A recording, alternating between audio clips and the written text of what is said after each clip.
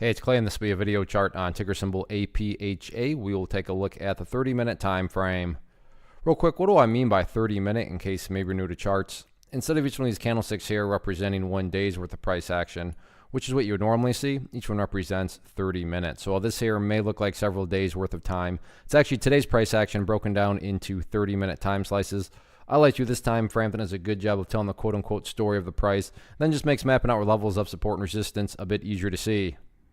I've done this analysis several times in the past. I did it last week a few times, so that is where the green and red line annotations are coming from. I can't talk today.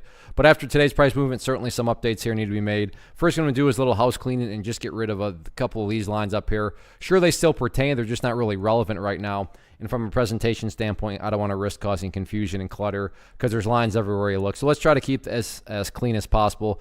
And based on just foundational rules in charting, when levels of support are broken and closed below, they do tend to act as resistance. So going forward, as the week continues to play out, obviously it's just Monday, still 4 days left. If there are any sort of bigger bounces, 935 is that overarching level of resistance. But really, given today's price movement and given that this purple line here is now crossed down below that red line, that purple line is the 50-period moving average. That actually is going to take higher priority. So as Tuesday and Wednesday play out, that line is just going to work its way, hence its name, moving average, and move its way further and further downwards nearer the price. So yes, up here, is a level of resistance. But like I said, before we start talking about doing battle with that red line, that purple line is going to be that first initial level that will need to be cleared above, if the bulls are going to start to turn things around. Now, from the support standpoint, the price certainly acted the way you would want to see it act in regards to this pink line here, which is the very famous 200-period simple moving average. Even if you have a basic understanding of charts, I'm sure you've heard of the 200-period, and you know that when the price is, above it, you definitely want to see the price stay above it, and so far so good. That is right where the price is kind of starting to go sideways right there.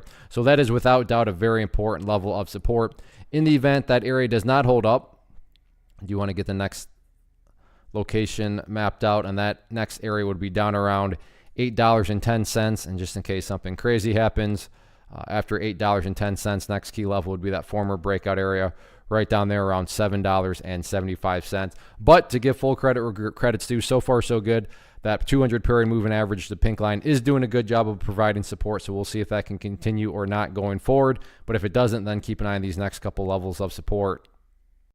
One of the biggest questions I get is, hey Clay, how do you find the stocks that you trade? So what I've done is put together a free resource guide where I talk about the tools that I use to locate stocks that I find interesting and think may have potential. So if that sounds like something that could add value to you as a trader, then click on the image that is up on the screen right now and I will email you the guide. The guide itself is very short and to the point, and best part, it's completely free. Thanks for watching the video. Let me know if you have any questions.